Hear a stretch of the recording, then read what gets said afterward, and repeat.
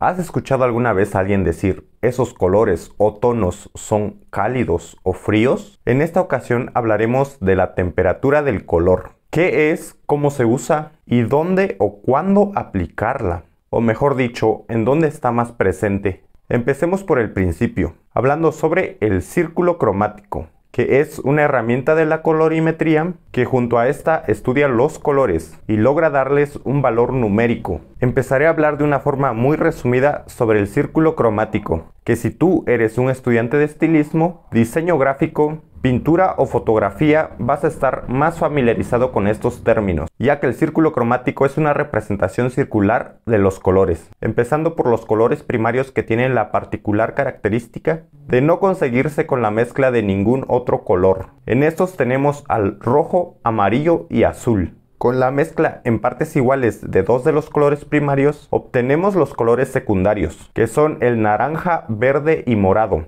y así sucesivamente. Vamos obteniendo los terciarios, etc. Con esto logramos obtener un círculo cromático, que si lo dividimos exactamente a la mitad, de un lado nos quedan los colores fríos y de otros los cálidos. Una forma muy simple de explicarlos es que los tonos cálidos son aquellos que se encuentran en el fuego o el sol, y los fríos en el hielo o el agua. A esta diferencia se le conoce como temperatura del color, que es la dominancia de alguno de los colores del aspecto lumínico sobre los demás. Se mide en Kelvin, que en física es la unidad de temperatura que se utiliza en el marco de una escala. Para ponerlo en palabras simples, en una escala de color donde los colores más blancos o neutros van de los 4000 a los 5000 Kelvin. De aquí para abajo, de los 1500 a los 3000 Kelvin se considera como tonos cálidos y de los 6000 Kelvin en adelante se consideran tonos fríos. Bueno, dejemos la clase de química y física a un lado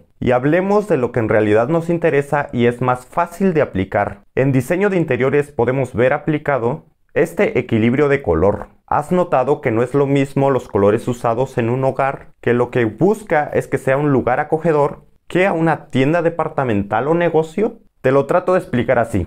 Cuando vives en una zona tropical o que hace mucho calor, lo ideal sería que las paredes sean de tonos fríos. Así dará la ligera sensación de frescura. Caso contrario, si vives en una montaña muy alta o el lugar en sí es boscoso y hace mucho frío, lo ideal sería pintar las casas y en especial los interiores en tonos más cálidos. Otro ejemplo sería que en casas o cuartos muy pequeños, los tonos normalmente sean fríos. Esto es porque le dan una perspectiva de ser más amplios. Y en cuartos o espacios muy grandes, los tonos normalmente suelen ser cálidos. Con esto da la sensación de no sentir el vacío de la habitación, o hacerlo más acogedor. Ahora hablaremos de la temperatura de color presente en la pintura. En la pintura podemos ver claros ejemplos de cómo se usa y a la vez cómo identificar el uso y aplicación de la temperatura del color.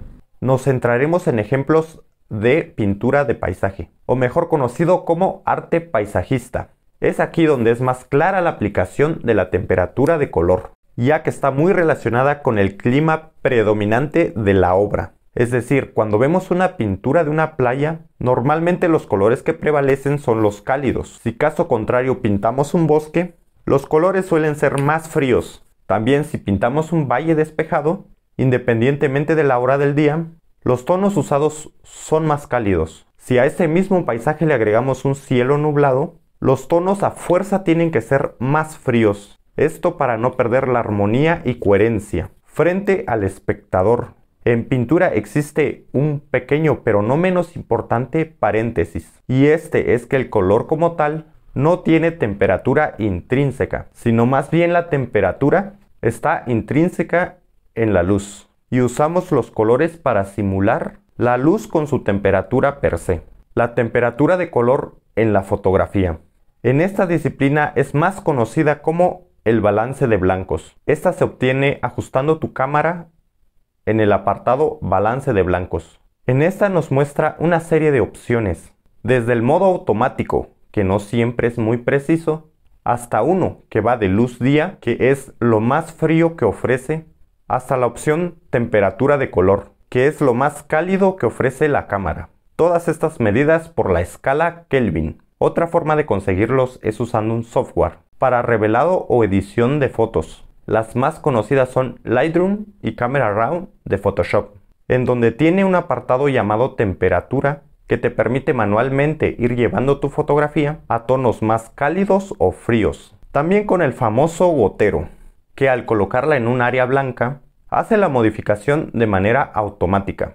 Bueno, en fotografía el tema se presta para más. En resumen, todo depende de gustos, pero para este video considero que tocamos lo necesario, ya que el arte es muy relativo. La temperatura de color, al no ser una regla escrita, se presta para diferentes interpretaciones al momento de usarlo, siempre y cuando tenga esa armonía y la perspectiva sea coherente. Pero para romperse, hay que conocerlas primero.